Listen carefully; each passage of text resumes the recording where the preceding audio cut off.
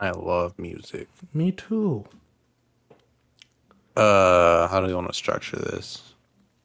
We have a discussion, and then we have a big long list of things that I Another need to one? talk about. Okay. And we have a concert discussion to go over. Of course we do. I don't know. Let's do that first. I'll put timestamps in the description because there's a lot we're going over today. So if you want to skip around, do that. I will not do that. If you're on the YouTube, if you're on the podcast, deal with it. Yeah. Skip ahead a couple seconds. Yeah. Well, the concert was good. Done. But yeah, Yeah, we went to the Big Steppers tour. we did. Yeah, last weekend, Baby Keem, Tana Leone, and some little guy named Kendrick Lamar. I don't know who that is. He is a little guy. He's a little guy, literally. Yeah. Yeah, it was really great. Uh, this was probably the best concert I've been to. I think it's the best concert I've I been would to. probably rank it top one. It's one of Top those one. things where it's one of those things where you don't realize how many hits someone has until they play all of the hits for an hour 40 Yeah. straight. Yeah. That was the thing. I was thinking about it. I've come to call most of the songs that he played, I think of them, I call them piano mans. As in, if Billy Joel did a concert and did not play Piano Man, there would be rioting in the streets and everyone would be really confused as to why Billy Joel did not play Piano Man. And I was thinking about all of the Piano Mans that Kendrick has, and I'm like, oh, frick, I don't even know how he. I mean, he did All Right and King Kunta and Bitch Don't Kill My Vibe. And he did Good Kid and Mad City, I'm pretty sure.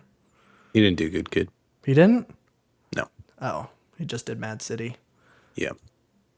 Which is all you need, Yeah. frankly. And he did Humble, DNA, and then I don't even think I think he probably did about half of Mr. Morale and Big Stepper. Mostly the first Yeah, he disc. did most of it. Mostly the first disc. Didn't do much of the second one. The only one he didn't do was Anti Diaries, Mother I Sober. I think that's it. I think he did everything. Did he? Well, Yeah. I guess I don't really count We Cry Together, even though it was just like the instrumental. Well, Because yeah. you can't do that. Yeah. But I And think he did everything. he didn't do the interludes. Well, yeah, you're not going to do it. He didn't do the Heart Part Stupid. 5. That's also stupid to do. So, I like the Heart Part 5. I would have yeah, liked but it. that's not a concert song. It would have been fun, I said. It'd be weird. Fun and good. A good song. He'd have to have like 16 body doubles of Kanye West. Well, he doesn't have to do the music video. He can just do the song. Yeah, no, it's a weird song to do live. Yeah. But yeah, he did like all of the hits that you could imagine. I don't think there was a single song that I was like, "Ooh, he should have done that one." I think he covered every single base. I'm sad. He kept teasing us. There was like halfway through the show where he would do like the first verse of like a song where he did like Yeah. just the chorus of Loyalty. And I love Loyalty. And it was just like a little snippet of it. And then he would move on, and then he would do like a little bit from Love, and then he would move on or something. I think he actually did the whole thing of Love. But there think was he that did. little thing. Yeah, Tyler did that too, where he'll run through some like first verses and things, and then not take up too much time of it, which is cool. I mean, you still get to hear him. I understand why. I feel like Loyalty would have got a little bit too tame for what was happening. I suppose. Yeah, it was he was going hard, and everyone was going hard at the show. It's pretty fun. Yes, I think Baby Keem's set was really fantastic too. It should have gone longer. It was way too fast. But he even did Praise God. I had no idea that he was going to do Praise God, so that was a big surprise, and I loved it. I have nothing to say about the Baby Keem thing. I liked his set, but I've never listened to the Melodic Blue or any of his other projects, so I don't know. I should have. I should have listened to the Melodic You Blue, should have, but I did because not. that music was made for the concert setting, and it went so hard. Yeah, he did great. I think the best songs were probably, well, he had a live band there, so when he did Money Trees and then just did like a guitar solo outro, that was probably the best thing. Yeah, that was awesome. I love Money Trees. Yeah, and Family Ties is probably the best overall. I think Vent into Family Ties was probably the best moment of the whole concert. Because that was at the point where you didn't know what the last song was going to be, so it sounded like everything was an encore. Yeah. But yeah, Vent into Family Ties especially was just so insane. See, I'm not the biggest fan of Family Ties, so I was. I don't know how you couldn't just lose your mind at that though. Like that was too good for what that was. I'm like, the minute I heard Family Ties, I'm like, if they ever do this live, it's gonna be absolutely insane. Yeah. I don't know. I prefer, I liked Kendrick's his solo set. I really enjoyed when Baby Keem came out. I'm like, okay, it's fine. But that's just me. I'm a big Baby Keem hater. I think Really are. I'm not. I'm just not a big fan of that song. But That's insane to me. I have like a wild nostalgia for Family Ties already. that is, well, I mean, I've always been like that. Like when we first talked about it, I was Yeah, like, I'm yeah. not crazy about it. I don't know. It's still crazy though. I think it doesn't do anything for long enough. It goes by too fast. Like by the time I'm in the groove of something that he's doing, it switches. And I'm like, okay, I'm more of like, like when it comes to rap for me, I really like a constant, something that I can like groove out and like chill to, like pretty much anything from Low End Theory. Like that's the stuff I really vibe with, where it's just like the same bass for like a really long time while there's some great bars going over it. Which is weird because every other style of music you like prefer the opposite almost. That is true. Yeah, I'm very picky when it comes to rap. I don't know why that is, but I don't think you've had enough exposure yet either.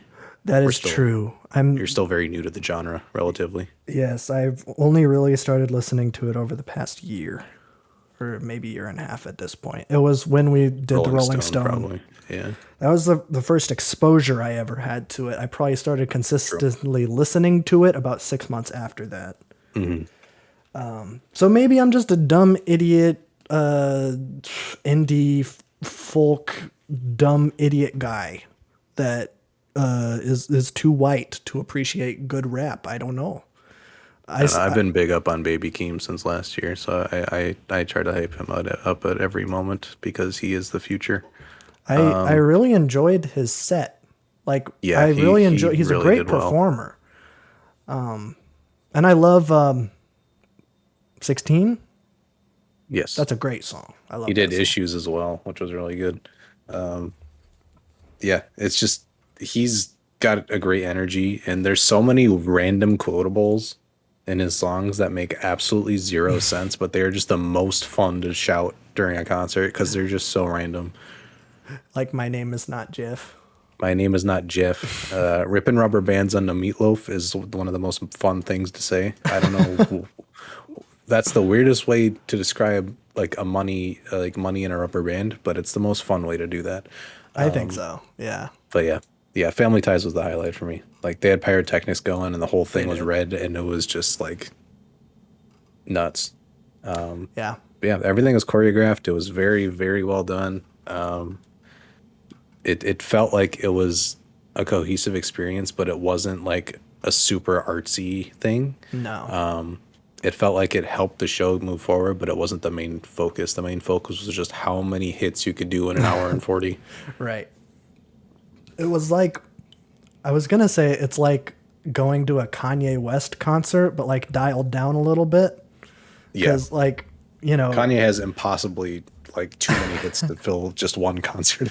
yeah. Or like when he goes to like that Yeezus tour, you see like footage of that, and it's like a 15-minute out thing where he's just like auto-tune about just over a beat, and it's like, okay, that's like too artsy for me. I prefer something that like more like. Well, Kendrick Yeezus did. tour had a mountain. Yeezus tour kind of cemented this new generation of like elaborate sets that Tyler and Yeah. Travis Scott and Kendrick are doing. Yeah. Where they had a mountain, he was dressed up in a mask, and he had dancers, and literally Jesus came out during the set. Yeah. It was a whole movie, and I Yes. kick myself every day that I never went to the Yeezus tour. And I Kendrick opened for the Yeezus tour. Oh, really? Yeah. Oh. Yeah, Yeah, he you was should have writing went to T-Pab that. on the Yeezus tour. Oh, really? Mm-hmm. Oh. That's why the Jamaican guy on Blacker the Berry is on Blacker the Berry, because it was on Yeezus. Yeah, that's right. I remember I said something about that on the Yeezus thing. Yeezus reaction video. But yeah, best concert I've been to. I think it was absolutely insane. I think so. I was thinking So- of that. I'm like, Billy Joel probably takes a close second, but those are vastly different experiences. Yeah. Because Yeah, I Billy don't know Joel what I'd is take old. second. I don't know what I was like having as my number one. I don't know. Of like recent years, I can only think of 3 concerts I've been to. Those being Billy Joel, Kendrick, and Lucy. And, you know, not ragging on Lucy at all, but like, you know, It was a shorter show. it was a short show. I really Yeah. liked it. It was intimate. It was great. It was great. She was just chilling on the couch the whole time, Yeah. which was not intended, but No, but I mean, it was, it was still fine. good. It was still Yeah. good. She still knocked it out of the park. But man, that Billy Joel was Yeah. he was a lot of fun. Yeah, that was a really cool concert. Phoebe's also fantastic. Oh, yeah. I'm a little sad that was outside because it was supposed to be in a more intimate venue, and they switched it. So I would have liked it more if it was inside. But she has too many like fantastic songs for her concerts. Yeah. Lucy was great. Tyler was really cool. I didn't realize the energy difference between the two until Kendrick, because Kendrick was so hyped the whole time. Yeah. Tyler was a little bit more like, not less hype. It was not as, you couldn't feel the energy around you as much. Not everybody was like so into it. A lot of people were there for Kelly Uchis. So I think that's the main reason why. Yeah.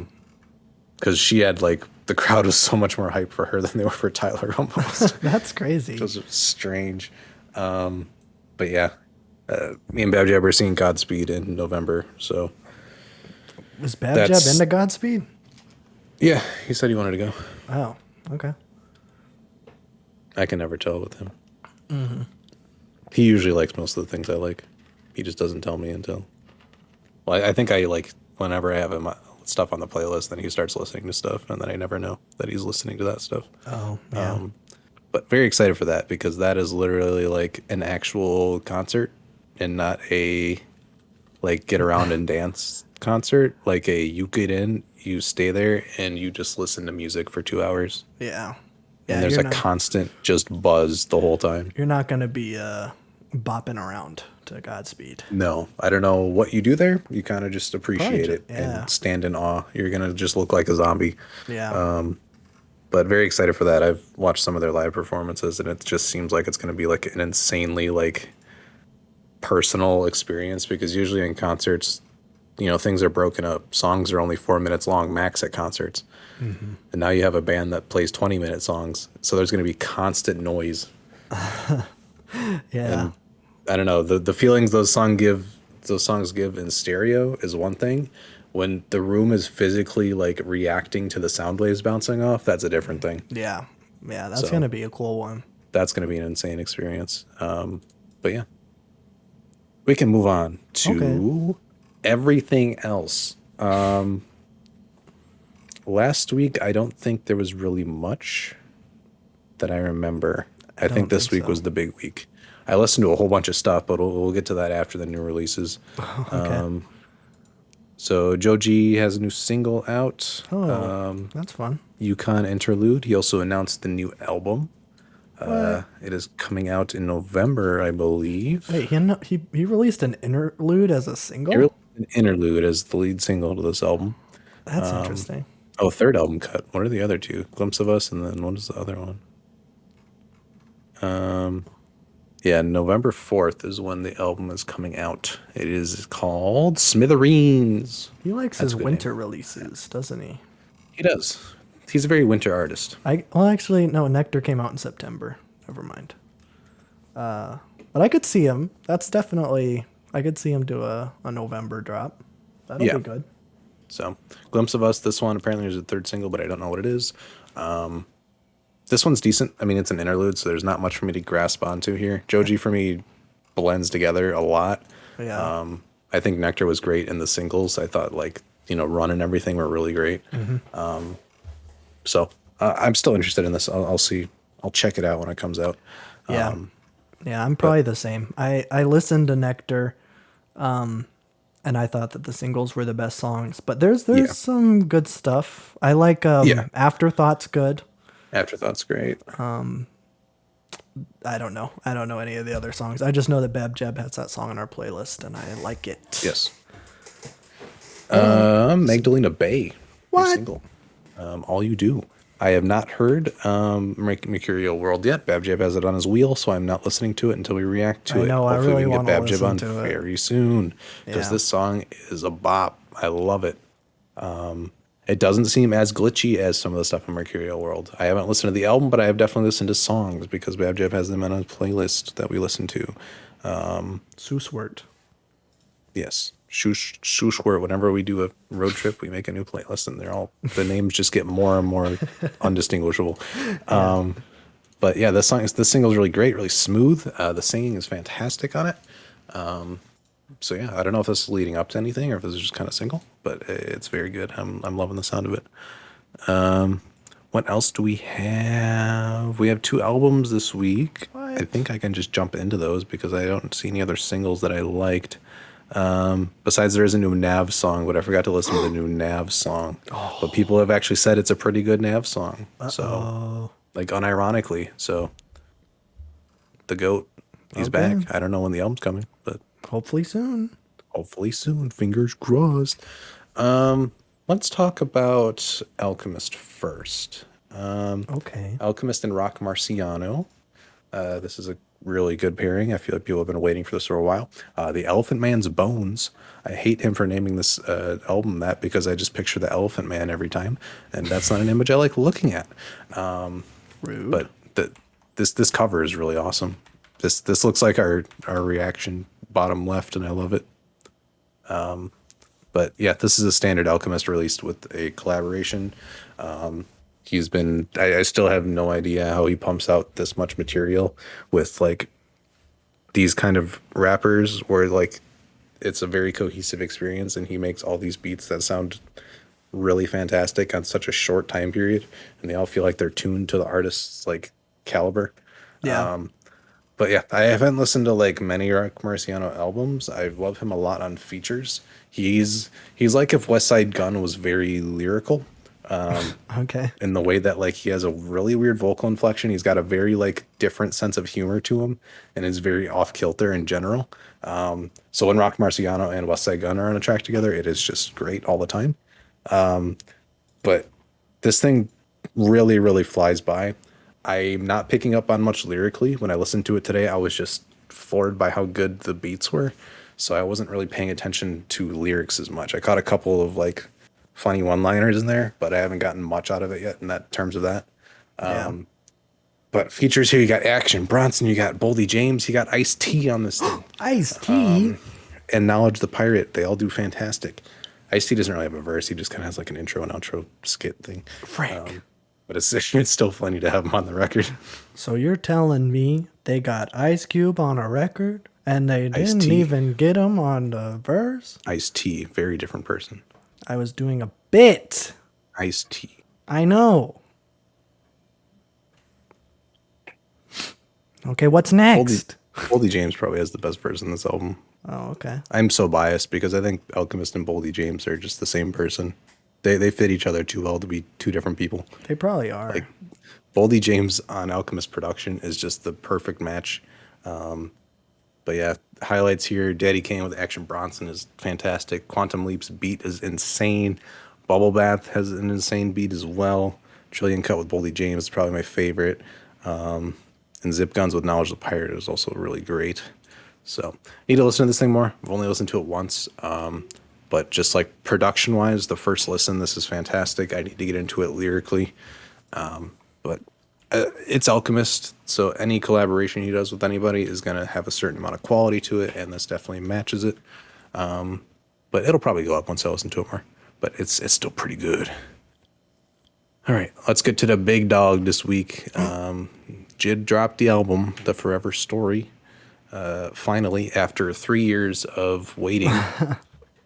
His last album came out in 2018, but he has been teasing this album by name for years. So this is probably one of the most anticipated for people that are in the know. But I'm also seeing a lot of people say that this is their first JID album. He blew up again with this Imagine Dragons song from earlier this year that has almost 1 billion plays. So, shout out that. I mean, he's gotten like a huge push from that. I think he was ranked 183 in the world on Spotify right now, which I never thought I'd see ever. I mean, I listened to him back in 2018 when DiCaprio 2 came out, and I'm like, this guy is like phenomenal. Why is he not like the next thing? But then, this is a big break. So it's like, okay, it's kind of a do or die moment, which is weird to say since people speak so highly of him already. But this thing is absolutely fantastic. It's been getting insane reviews. People are just absolutely loving it. It's one of those things where you don't see very often where like the entire hip hop community is like, yo, this is awesome. Like even when Kendrick released this year, some people were like, this is kind of mid for 5 years of a wait. This thing is like universally just like, oh my God. It's absolutely insane. I made the mistake of listening to this at like midnight when it came out. I did not have the energy that this record was giving me. But the other listens I gave it, I'm like, ooh, this is this is really fantastic. I think listening to it while sleepy was not good because the first the first 6 tracks on this thing are so absolutely off the rails that like it just wasn't a match at first. But starting with Radar is like the level of DNA where it's just like absolute insanity right off the bat. It's strange because like this is his third album in, but he still sounds like he's fighting, like he's just incredibly hungry for like recognition from everybody, which is always great to see. I don't like when people get too complacent, especially when they're of his style where it's like lyrical prowess and stuff.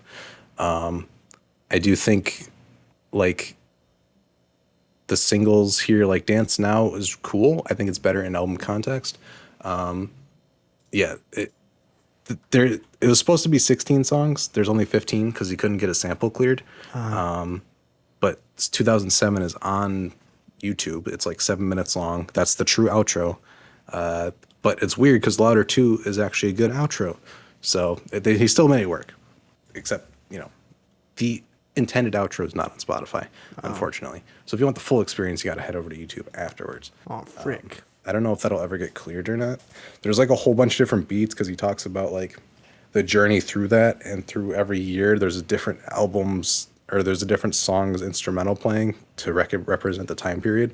So there's like the high power beat from Section 80 and stuff in it, which was cleared obviously because J. Cole made that beat. But yeah, I mean, Radar is absolutely insane. There's like 6 beat switches on this 3.5 minute song. Absolutely crazy. I'm looping this album in with Mr. Morale and the Melodic Blue as a new brand of hip hop that is super beat switchy and super like vocal inflection heavy. Where there's constant switches. That's kind of like the new wave that Kendrick's started. always been like that. Yeah, but it's accentuated now. Yeah. Now that Baby Keem's with them, like they are bouncing off ideas off each other where it's just like constant beat switching, constant vocal inflections, He's constant going, like brother. yeah, stop and go, all this weird stuff. Dance Now's cool. Crack Sandwich is absolutely insane. I don't understand. I didn't understand the structure of the song at first, but it's so crazy. It's like a pretty normal song until the back half where it switches into a story about how he like got in a fight in New Orleans, and like the track ends with everybody just fighting in the street, and the way the instrumental builds around it and everything, it's just so crazy. Can't Punk Me with Earth Gain right after that is 1-2 punch. The energy the first half of this record brings is absolutely insane. Everybody's talking about Cody Blue 31. I don't think people knew JID could sing well. I don't think they ever heard Sandstorm. Which, they should have heard Sandstorm because he can sing really well. It's weird because he is like the tightest flow in the game. He's the smoothest rapper out right now, and he can sing really well. He's doing Kendrick on this album better than Kendrick can do usually. Oh. With like smooth tracks and everything. Like he's doing it better. This sounds like 2013 Kendrick, but smoother, which is weird. Like I'm seeing like the second coming of like an artist. But crazy, butting him with Lil Durk. Lil Durk is awesome on it. System M is the 6 minute song afterwards. There's an untitled or there's an uncredited James Blake feature on the hook. That's crazy. The beat is so trippy. This is like this is a typical like long form Kendrick song where it's like three verses of different perspectives. Yeah. Kills it, does really well. I don't mind taking influence from other artists if you do it this well because he is killing it. He's doing Kendrick better than Kendrick does sometimes. Yeah. And then it's like it starts crazy, it smooths out a little bit as soon as you get to Cody Blue 31. It starts getting a little smoother. They're not going to hit you over the head with these insane flows and beats the whole time. Can't make you change with Ari Lennox is great. Stars with Yasin Bey is crazy. Oh, I like This is like I wish Kendrick would do this stuff. Super psychedelic, virtually no drums. There's a vocal changer throughout the like first verse where it goes from a low register all the way to a high register. And then Yasin Bey, like it's like a switch into his verse at the end. It's like a completely separate thing. But I think Yasin Bey is the only person to out rap JID on this album. Which Wow. I mean, it's Yasin Bey, so Yeah. he's gonna do that. Yeah.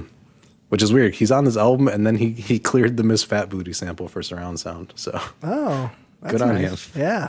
And then Just in Time with Lil Wayne and Kenny Mason sounds like it's like out of the 2013 mixtape era, which is cool. Money's the only one that isn't like absolutely crazy. I think he tried something. He always has like some quirky song on his album. Like Never Story had like Ed and Eddie and stuff, which is a little bit like more off kilter, like fun type thing. He has like a children's choir here, which is cool. It just doesn't hit as hard as the rest of the tracks here. And then Better Days is great as well, but Louder too. Louder was probably my favorite JID song up until this album. Like that was the ending of the Never Story, so it's fitting that it's the end of this album, being the Forever Story. James Blake is on the beat here, and Thundercat's in the mix here as well. I think absolutely crazy. I don't know if I like it better than Louder. I don't know because that song when I heard Louder, like I was very into hip hop when I heard Louder in 2018, but I'd never heard anything like that. Where someone was just that on the money with everything. Like JID being as smooth as he is so good. He just does so many different flows. His enunciation is fantastic. He does like homophones and like double entendres. He does things with words that are like really fantastic. I still think Andre is probably like by far the best ever. I don't think anybody's touching Andre when it comes to just saying words in a pattern that like nobody else would ever be able to comprehend. That man is magic. But JID is he's such a satisfying rapper to listen to because everything is so smooth. There's no clunkiness anywhere. But yeah, this thing is absolutely fantastic. I do need to sit with it more. I played it in the car today as well, and it does really, really well on speakers. This really is like, there's like things of AT Aliens in here. There's things of Good Kid, Mad City in here. There's a lot of Damn in here as well with like opening up with Radar. Damn influence. A lot of Damn influence. We can actually say that without it being a meme. Yeah. But yeah, this is amazing. This is fantastic. I think this is as good, if not better, than Mr. Morale. Yeah, Wow. it's fantastic. I would put it up there. I think the Grammys are going to be really great this year if the Grammys actually choose the artists that are dropping really great albums. Wow. If we can get Denzel Curry, if we can get Kendrick, and we can get JID in a Grammy category next year for Best Rap Album, it's going to be really good. Well, yeah, but there's no way. JID's popping now. The Grammys are bad, though. They are, but Freddie Gibbs got a Grammy nomination last year. That is true. I guess There's always anything's like a dark possible. horse spot. He was never going to win, but like he was there. He was there. So I'm hoping because this thing deserves all the praise it's getting. And I hope he really runs with it from here. I see JID as being like, there's always like a question of like, who's going to be the top dogs of the next decade? Usually we start to see a little bit of groundwork for that now. I think Tyler is definitely up there in terms Yeah. of this decade, in terms of biggest rappers to look out for. I think I'd put JID up there as well as Denzel Curry. I think those three are kind of leading the charge. If you don't count, Kendrick and Kanye and Drake from last decade, I think the new people that are coming up would be those three, in terms of mainstream at least, or more mainstream. But yeah, fantastic. This met all expectations. I've been waiting for this thing for a long time. I'm glad it definitely lived up, and I'm excited to see him continue to get better and better. I'm hoping he doesn't take 4 years to release something else, but I think he had his mind set on this album for a long time. So Yeah. it's not like there was a writer's block process. It was just a lot of like, I need to make sure this is the album and the statement that I want it to be. And it still feels like it feels very modern. It feels of the time, but it also feels forward thinking. So he killed it. He killed it. Fantastic. Amazing. Epic.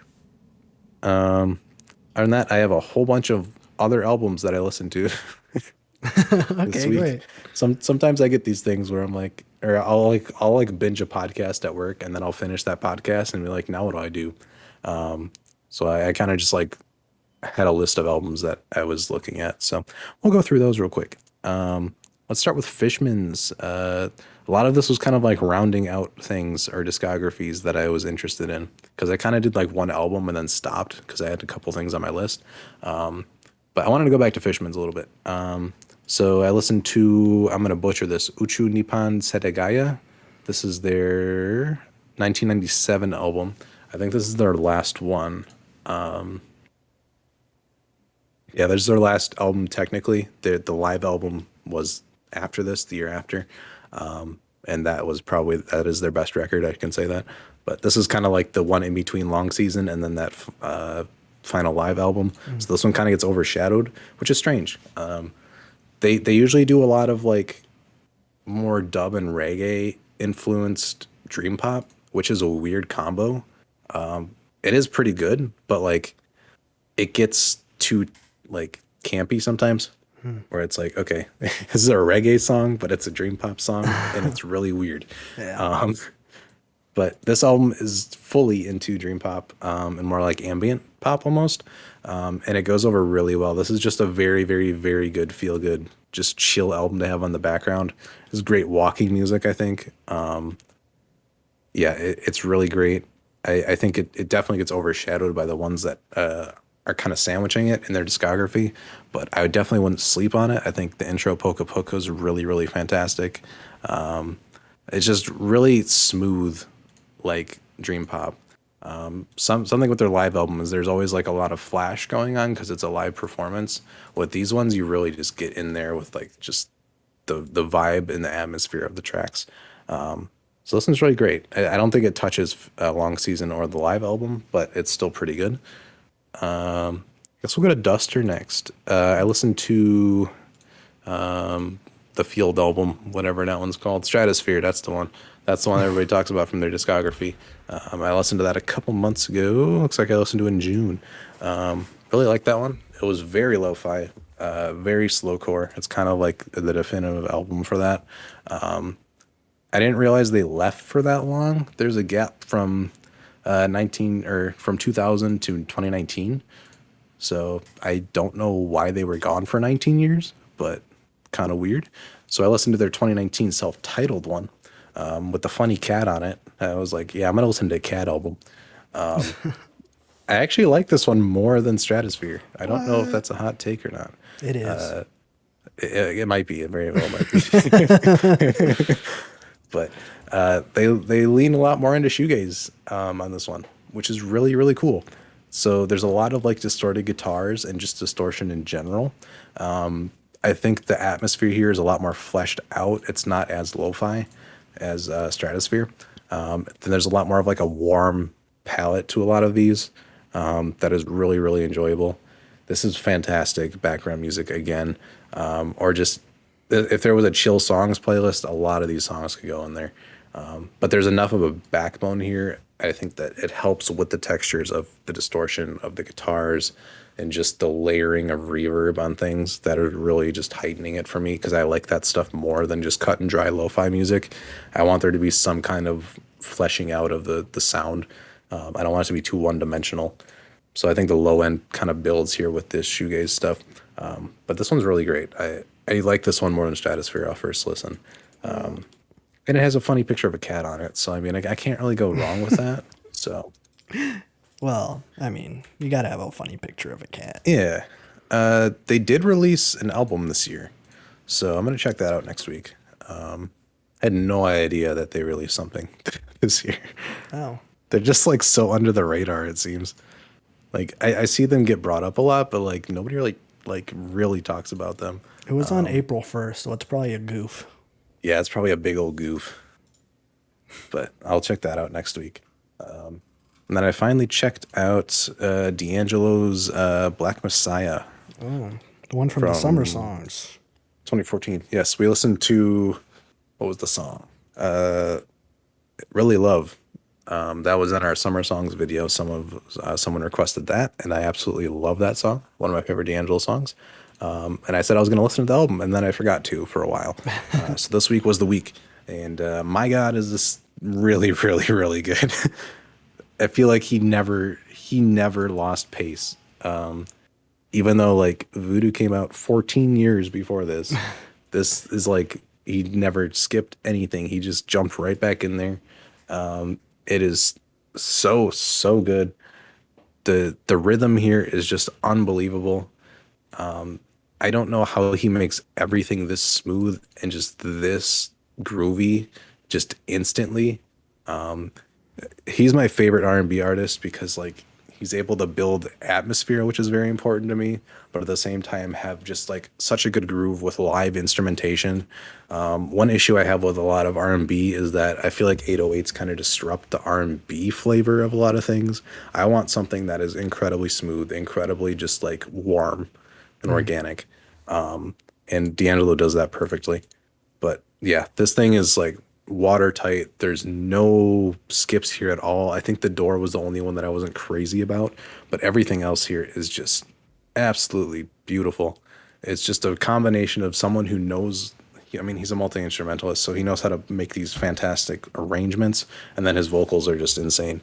It's like there's a rhythm built into this man. I feel like every like simple task he does in life, even when he's just like walking, I feel like he has some kind of like weird rhythm to him just all the time. Probably. Like I've never heard something this tight of a groove or anything. Like I don't know if I like this or Voodoo better. This one is a lot more warm than Voodoo, but Voodoo's got this really cool like psychedelic like Pink Floyd-y element to it that's really cool. But yeah, both of these are really fantastic. So I'm glad I checked this one out. I need to listen to it more, but it is just if you ever need to just jam out for an hour, like this is the one to go to. What is that? I think I had one more to talk about. I've been listening to Patti Smith Horses again because I got that on a record. That album's fantastic. Just throwing that out there real quick. Just to spite me. Just to spite you. Last one I checked out was David Bowie's Low. I feel like I have an interesting relationship with David Bowie because I really like some of his stuff, and some of his stuff I just don't get. Yeah. So I'm trying to dig deeper and find out what stuff I really like from him and what stuff I don't. I think Black Star is my favorite record from his. It is his last one.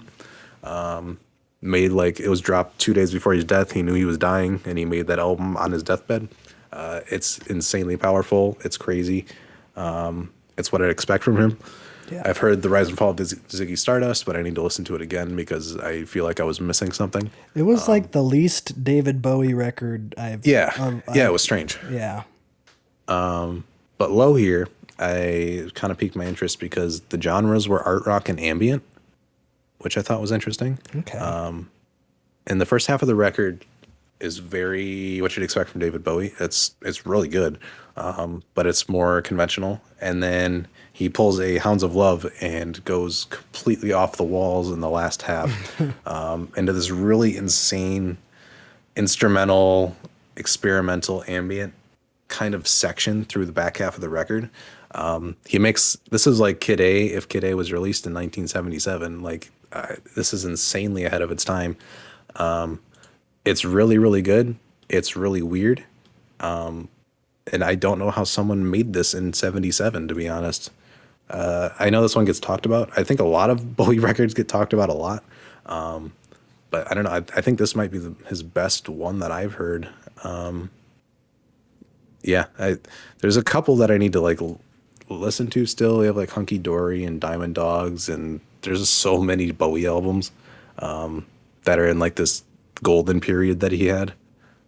But I don't know. I'm really digging this one. I had no idea that David Bowie could do this. I know that there is a giant hype around him, but I Yes. didn't really see it until Black Star. I got a little bit of that on Ziggy Stardust, but I wasn't too huge into it. Yeah. But Low here is like really showing like how far ahead he was at that time. And for someone that big to make something that's crazy is strange too. Like he's huge. He is. He's But one of the biggest artists, I would say. yeah. Yeah. But yeah, this album was an experience. I need to listen to it more. I think I only listened to this one once at work, so I didn't get the good headphone treatment on it yet. But that'll be for this week probably. But yeah, that was a lot of stuff. That is everything I have. We got Carly Rae Jepsen's Emotion coming out tomorrow on the channel, so check that out if Pretty you're awesome. interested. I've been jamming a couple of records on that album. My playlist is so messed up. I just have like half of soundtracks for the blind and then like Emotion after it. Great. It's such a sucker punch. But Runaway with Me shouldn't be such a good song. That's all I'm saying. I can't not put it on a playlist. Of course. But yeah, I think that's it. I'm pretty sure I touched on the Black Thought record last time on the podcast. Yeah. And all that stuff. So yeah, that's all I got. Stick around for more stuff. I want to talk Bab about Jab, what I'm hopefully. listening to. Yeah, go talk about what you're listening to. Yeah, before you close out this segment, I listened to something that I think is really awesome, and I think everyone should check it out because nobody's ever heard it before. I've been jamming to Clairo's first record, What? Immunity. Sling is on my wheel. It has been on my wheel for a very, very long I think it's on time. Bab Jab's wheel too. Yes. At this point, we should have listened to it already. I got Yeah. impatient, so I listened to Immunity, and I love it. I think it's great. I love her voice and how she's able. She has this very soft. specific. Yeah, she's Yeah. very soft about it. Which I was listening to it as I was like walking around, and then like I finally sat down and read the lyrics, and I'm like, oh wow, okay, I did not realize that's what you were talking about at all. Yep. That's Clairo. That's Clairo. Yeah, it's just gotten me very excited for Sling Yeah. when we And finally it's probably get good there. that you listen to it. You give more of a context to what this record's going to be. Yes. Sling is one of the like, it's a winter album, but it's like, it's the 4M of Forever Ago of a winter album. It's like you play it inside by a fire, Oh, okay. and it is so cozy. So I'm excited what for I that because I haven't dug into the lyrics too much of Sling, so I think that'd be good for a reaction. And I haven't heard it in a while, so I don't know. We're gonna try to get Bab Jab on. Hopefully, we can pull him for recording this week. Who knows? I Hopefully. should send him an email and see if he would be Yeah, down we're gonna for try. that. We need some Zoomer music in our lives. We've been kind of boomers. Besides for Emotion here, we've been kind of boomering it up. So Yeah, we're that's not true. We've not been listening to boomer stuff. no, we have SZA. We have SZA. Carly Rae think- Jepsen is not boomer music. No. It's millennial music. It's but- millennial music for No, sure. and a lot of my music has been like for the first time in my life, I'm going backwards decades and listening to a lot of older stuff. Yeah. So, It's weird. It's usually reversed, where the things that I've been doing are pretty recent, like Father John Misty, SZA, Nostalgia Critics, The Wall. The stuff that you've been doing is the Cocteau Twins or well, I was so focused on hip hop for like 5 or 6 years of my life. Yeah. To the point where I'm like, there's obviously still things I need to listen to, but I've explored a majority of that genre in the pockets that I like from that genre. So now that I'm into post-rock and experimental rock, and now into dream pop and shoegaze, it opens up a gigantic door That's of true. everything. Yeah. Yeah, we got these next months, I would say, of Boy Time stuff is going to be really interesting. We've got is. some good stuff on the wheel. I'm really excited for.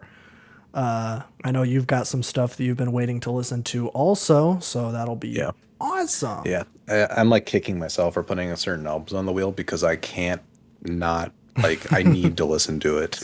I know. There's like almost everything on my good wheel is something that I like really, really want to Yeah. listen to, but can't because I'm contractually I obligated. can't cave into listening to Loveless, but I'm getting so close. I need a semi-yikes next time. It needs to happen. Well, that's the I, thing. c- I can't avoid this record. Every single facet of rock I'm going down leads to Loveless. Well, hopefully we can swing something. You've been getting consistently goods, if I Yeah, remember and you've right. been getting all over the board. I've been getting meh and semi yikes. I've not gotten a good since our fan marathon. I've been waiting for a good so I can finally I listen think to Butterfly Sling. 3000 was the last. That was the last was that a one. viewer That reaction? was one that I picked off of the viewer okay, wheel. okay. So I have not gotten yeah. something that I got yikes, meh, and now we're doing a semi yikes, which will be revealed on Monday. But yeah, Exciting. I put Exciting some other stuff. stuff on the wheel too. I got Plastic Beach on my good wheel now. oh okay, that'll I be forgot fun. about Plastic Beach. Yeah, we do have another Gorillaz album on the. Yeah, I have fan Demon wheel. Days on there too. So we have like the two best Gorillaz albums waiting too. So Yeah, I do love Cracker yeah, Island. Cracker Island is great. Yeah, it's a good song. Yeah, that's all we got That's it. in this 46-minute episode. So It's not. It's been 2 hours and well, my 12 recording's minutes. 46. Oh, so okay. our music section was 46 alone. Okay. This is a long podcast. Yeah.